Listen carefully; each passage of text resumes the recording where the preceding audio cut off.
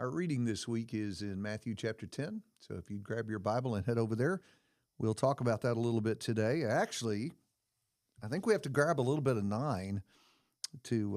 Well, yeah, like we were talking about last week, 9 kind of sets up it sets the context for what Jesus 10. is up to here. Yeah, he's going to, remember at the end of 9, he's talking to his disciples about the need for workers in the harvest as they're going around visiting all these villages. There's so much work to be done.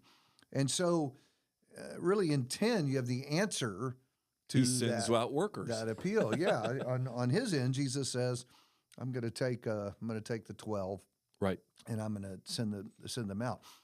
As I was thinking about this chapter, though, I pondered something that really hadn't dawned on me before, and that is how intimidating this assignment would have been for them. Because up to this point, Jesus has been the point man. Right. Jesus has been the one doing the teaching. Jesus has been the one working the miracles. And Jesus has been the one taking the heat from the opposition. Right. But now he's saying to them, as they've sort of been the guys in the background, the entourage just going along with him, now they're going to be the ones front and center who are going to be doing the teaching and working the miracles. Right. And taking the heat. Well, he makes it explicit to them. They're in the middle of that teaching. They're about verse 24 or so. If they, and 25, if they hated me and called me Beelzebub, they're going to do the same to you. Right. So 10 really is a preparatory session.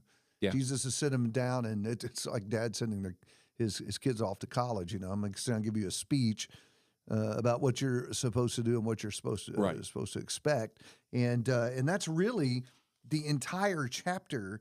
Is this message Jesus has for his disciples to prepare them for the mission in 9. And what's interesting about it, David, is it's not so much the content of the teaching they're supposed to deliver. It's teaching for them about the nature of their work, what they should expect, what's going to happen, how they're to respond. And even kind of mentally and spiritually, how they are to prepare themselves and overcome what they're about to go through as they go and do this work. It's really, a teaching for them about the work they're about to go do. Yeah, really, the only message recorded, if I'm remembering this right, is in verse 7. Go teach that the kingdom of heaven is at hand. Yeah, I mean, I don't know they're really giving another message. Yeah, I mean, maybe they're giving forms of the Sermon on the Mount, or that means go, But for Matthew's, the Gospel's purposes, this is more about us understanding the nature of what it means to call people to discipleship and be a disciple by spreading the word. Yeah, and so a couple of other things. I think it even narrows more tightly than just sort of a generic, here's your pep talk and some guidance for doing this work. It really narrows down to opposition. Most of this is when people start pushing back, what are you supposed to do and how are you supposed to respond to that? Yeah, and again, we're used to kind of thinking about following Jesus as a way to your best life now, or a way to have a fulfilled and prosperous life here and now. But Jesus reminds his disciples that there will be people who this will bring you into conflict with, and that shouldn't be surprising either. And again, you have to be prepared for that. Some people probably be a little surprised about the instruction, in essence, not really to take anything along with you. Don't even bring money. Yeah. And I think for a lot of us, that would be the most intimidating part of it. Yeah. Is how am I going to get along and how am I going to survive? And I think that is exactly the point. That one of the kind of the underlying messages in all of this is you're going to have to trust God. Yeah. And I think that would be a very important faith-building exercise here. So don't take anything with you. Right. Just know that God will take care of you and you will be provided for. And I think by the time this is over, right, their faith would be bolstered as they saw that happen. Right. Well, and again, part of it, I think if going back to what we know is the essence of the kingdom, Jesus has come to both teach and declare and then establish. Is the fact that it's not of this world, and so even the way that you literally go about the process of proclaiming this kingdom reflects that it is a dependence upon God out of this world. not a settling down in this world, that they are to demonstrate in the very means by which they go about doing this work. So we start getting hints of trouble at the end of that segment as he talks about entering a city and staying in a house. And beginning of verse 12, give the house your greeting. If the house is worthy, give it your blessing.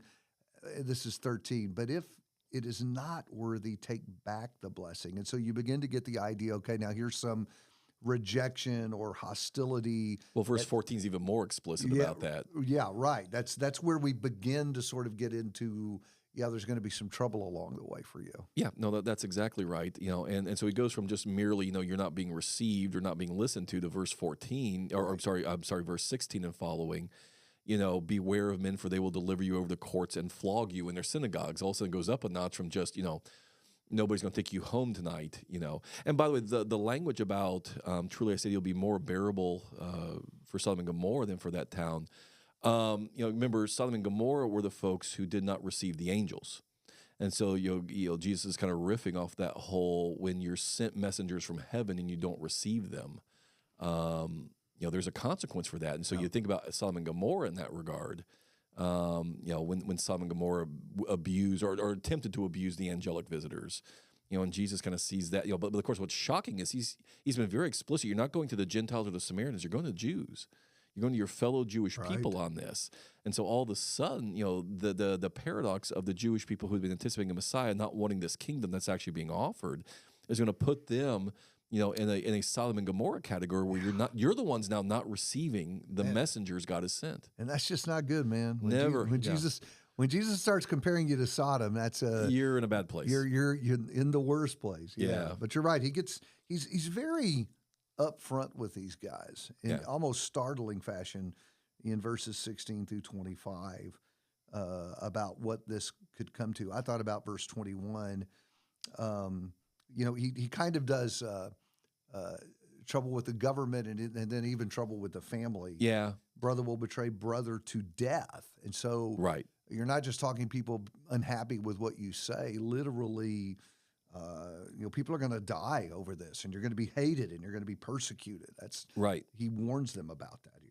Well, and later in the chapter, he comes back to that same motif about even within your family, what you thought would be a refuge or people who'd always have your back or whatever, even in difficult times. And about verse 34 and following, he comes back to the whole, a person's enemies will be those of his own household.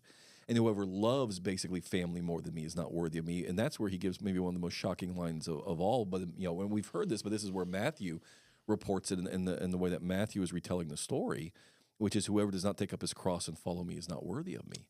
That this is a cross to bear. Right. Well, and so you get to 26 through 31, and what's interesting to me is after laying all that out, this kind of grim picture of the kind of stuff they're going to face, his response 3 times over the next few verses, verse 26 is do not fear them. Verse 28, do not fear.